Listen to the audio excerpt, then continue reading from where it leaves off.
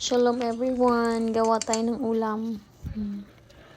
Ayan, so pumili nga ako ng kalahating kilo ng giniling na manok, tapos nori, yung pang sushi.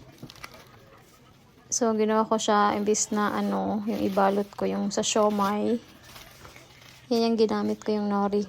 Nakita ko lang din yan sa TikTok, so trinay ko siya. So tinimplahan ko lang yung giniling na manok ng pampalasa din. Tapos nilagyan ko ng carrots, celery, bawang, tsaka sibuyas.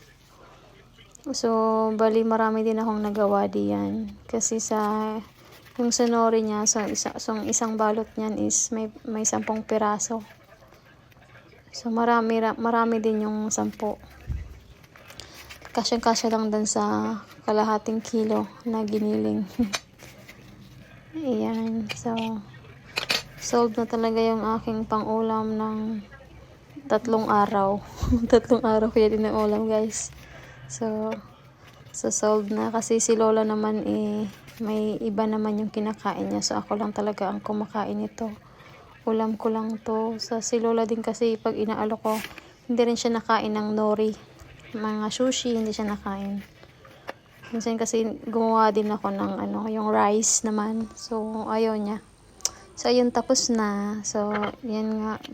Pinitol ko siya ng yung 4.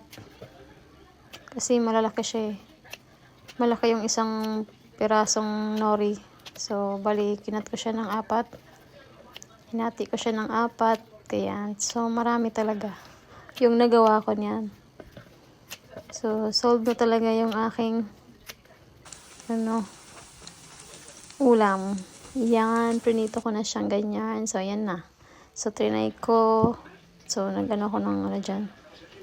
Yung chili sauce. Perfect talaga siya. Lalo na pag may kanin.